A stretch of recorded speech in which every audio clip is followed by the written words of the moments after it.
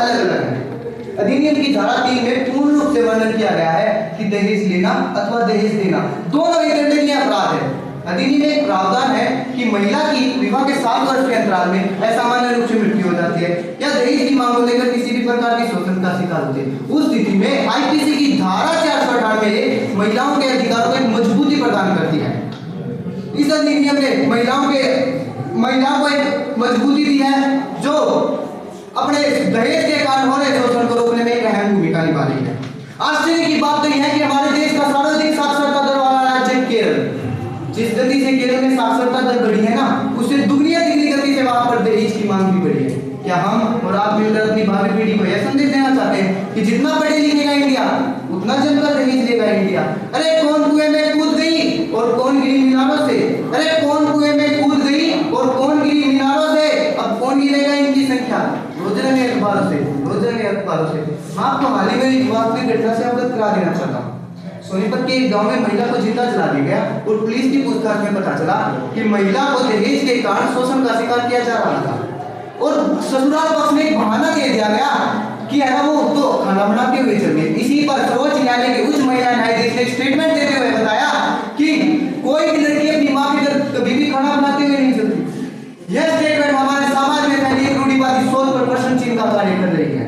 अरे मायके की चहकती चिड़िया चहचाना भूल गई। अरे मायके की चहकती चिड़िया चहचाना भूल गई। कसूर बस इतना था साहब, भारी भरकम दहेज लाना भूल गई। जितने समय मैंने अपना पक्ष रखा है उतने समय में लगभग 10 मामले दहेज के कारण दर्ज हो जाते हैं। ये मैं नहीं, यह राष्ट्रीय अपराध रिकॉर्ड ब्यूरो के आंकड़े बता रहे हैं। अरे लाखों रुपए खर्च किए पढ़ाई पर एक अच्छी परवरिश भी मिल जाती है। लाखों रुपए खर्च किए पढ़ाई पर एक अच्छी परवरिश भी मिल जाती है। फिर आखिर जो चंद पैसों के लिए किसी की बहन तो किसी की बेटी दहेज की बलि चढ़ाई जाती है। इस अधिनियम ने महिलाओं के साथ हो रहे दहेज के कारण शोषण को रोकने में अपनी अहम भूमिका निभाई है। इसलिए मैं इस अधिनियम का पक्ष करता हूँ। और अंत में यत्र नारेषु पूजन्ते रमन्ते तत्र देवता, अर्थात जहाँ नारी का सम्मान होता है वहाँ देवता निवास करते हैं। जैसा कि मेरे मित्र ने आपको दहेज निषेध अधिनियम के बारे में बताया कि विवाहिता के पति सगे संबंधी या रिश्तेदारों द्वारा की गई दहेज की मांग पर सजा हुआ और इन्होंने इसका समर्थन किया। परंतु मैं आपकी जानकारी के लिए बता दूं, आज हमारे देश में यदि किसी धारा या कानून का सबसे अधिक दुरुपयोग हुआ है तो वह है धारा 498A। धारा 498A आज समाज में लालची महिलाओं के लिए पैसा हड़पने का एक शस्त्र बन गया है। हमारे पूर्व न्यायमूर्ति यूयू ललित ने तो यह तक कह दिया है कि आज दहेज निषेध अधिनियम और धारा 498 एक तरह का संवैधानिक आतंकवाद है जिसको बदला जाना चाहिए। हाल ही में नूह गांव के बंदीछोड़ रोड पर रहने वाले युवक की आत्महत्या के मामले में बड़ा खुलासा हुआ है। पता चला है कि युवक ने आत्महत्या ससुराल पक्ष द्वारा दहेज प्रताड़ना के झूठे आरोप लगाए जाने से अत्यधिक प्रताड़ित होकर आत्महत्या कर। क्या आप भी यही कहना चाहेंगे कि दहेज निषेध अधिनियम ढूंढते सही है? राष्ट्रीय अपराध रिकॉर्ड ब्यूरो की रिपोर्ट के अनुसार आज हर वर्ष 65,000 से अधिक पुरुष अपनी पत्नी से तंग आकर आत्महत्या करते हैं, जो कि महिलाओं के द्वारा की गई आत्महत्या की 2 गुनी से भी अधिक है।